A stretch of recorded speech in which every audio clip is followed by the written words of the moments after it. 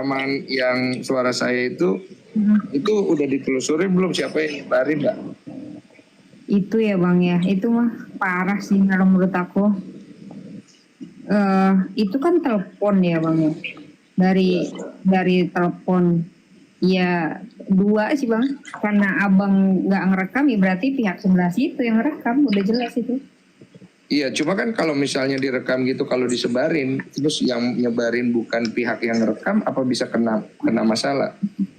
Itu sih masuknya tuh Bang, sebenarnya bukan ke yang menyebarkan, yang menyebarkan iya, tapi kan sumbernya dulu dicari tahu, sentralnya di situ.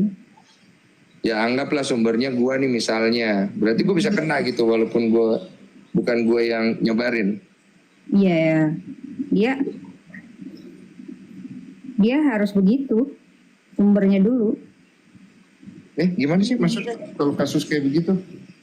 Jadi kan misalkan nih, itu kan menyebar tuh, nah yang rekam misalkan abang gitu. Nah titik sentralnya kan yang dicari tahu di abang dulu nih, abang ngirimnya kemana dulu gitu, ditelusurin begitu. Kalau dilaporkan ya guanya kan? Iya. Jadi pihak saksi dulu. Jadi kalau misalnya dia ternyata nyebar ke sini nih, misalnya nyebar ke sono kan, misalnya, terus nggak ketahuan deh orangnya nyebarin siapa gitu. Pasti ketahuan Bang, nggak mungkin nggak, apalagi IT ya. IT itu sekarang gampang banget. Oke, anggaplah ketahuan nih. Terus yang dipidanakan yang bersalah siapa itu kalau kayak begitu? Jadi yang pertama itu kan itu tuh masuknya ke illegal access kan Bang. Jadi misalkan nih dilihatnya adalah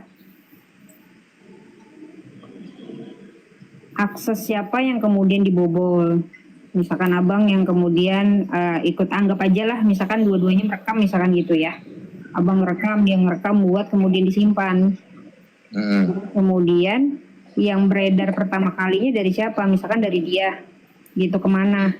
Misalkan ke aku nih, nah akunya kan kemudian menyebarkan ke siapa? Ke Teteh.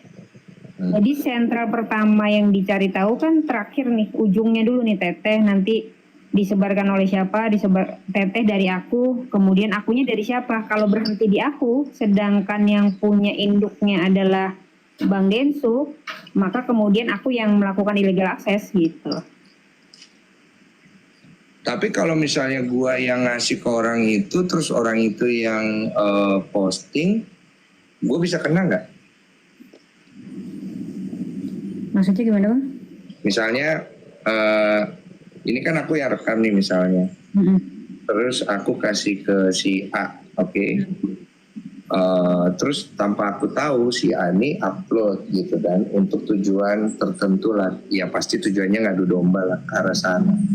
Nah, Novi tersinggung, dia laporin lah si rekaman ini. Nah, saya posisinya sebagai orang itu bagaimana? ITE Bang, kalau itu ITE, jadi illegal access-nya nggak masuk karena dia nggak mencuri data secara langsung, tapi ITE-nya masuk mutlak.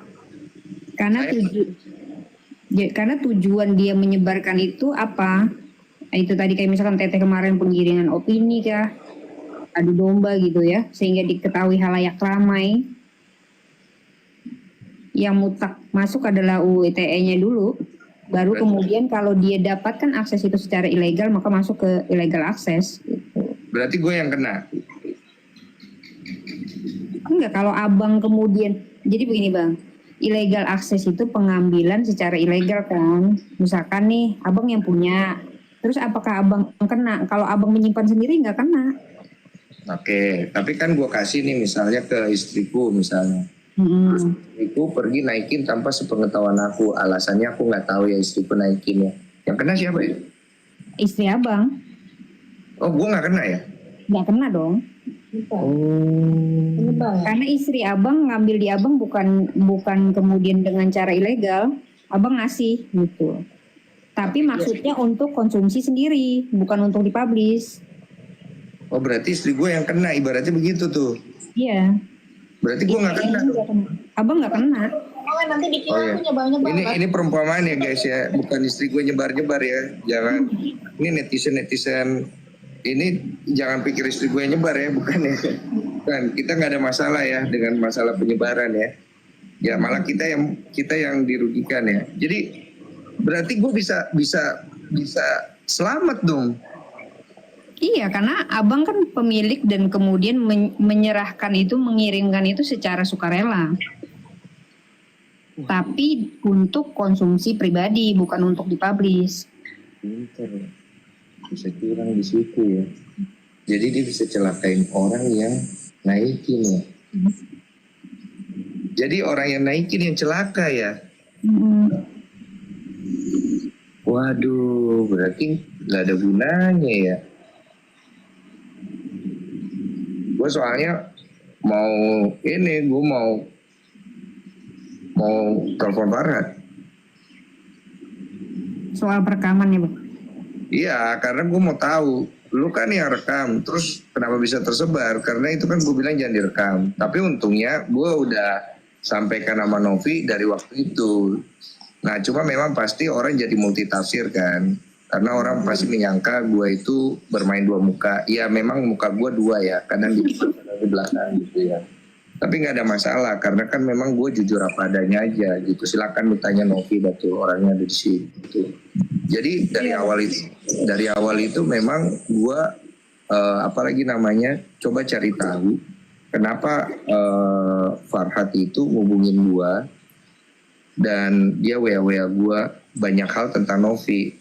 Itu kan udah gue kirimin kan Novi ya, yang masalah video lu lah, apalah segala macam dipermasalahkan. Terus gue mau cari tahu ini sebenarnya apa sih? Apakah ada orang yang nggak suka sama Novi, kemudian nyampein ke Farhat, atau mungkin Farhatnya yang mengada-ngada untuk mencari kesempatan dalam kesempitan. Jadi gue bilang sama Novi waktu itu, Nov, ini kan Farhat ada ngomongin gue. Dia minta dibantu mediasi. Gue bilang, ya nanti gue coba hubungin Novi. Cuma kan Novi waktu itu merasa belum siap untuk mediasi, benar kan Novi ya? Jadi setelah itu dia ada hubungin gue berapa kali, menanyakan kenapa nggak bisa mediasi. Saya bilang orangnya belum mau, gimana orangnya mau? Orang lo laporin polisi, gue bilang. Ya susah lah, gue bilang, gue mediasiin susah, gue bilang. Nah setelah itu kemudian dia ngirim-ngirimin gue tuh beberapa ya narasi sih supaya gue kemakan kan. Terus gue bilang sama Gary kayaknya gue bilang, Ger ini si sama Gary sama Brian, gue bilang ini si Farhat ini apa ya maksudnya? Gue nggak ngerti, segala macam video lu dikirim ke gue lah, apalah segala macam. Tahu kan itu Nov? Iya tahu. Terus ya udah akhirnya pada saat gue teleponan sama dia, terus gue bilang sama kamu, kayaknya feeling gue direkam deh ini Nov, omongan gue. Tapi kan gue udah izin ke lu kan. Jadi gue minta maaf juga ya Nov ya. Di situ gue gibah kayak emak-emak untuk mencari informasi, gue mohon maaf ya. Namanya lagi mencari informasi kan harus jago cara mainnya gitu loh. Cuman lu dengar sendiri kan isinya kan. Maksudnya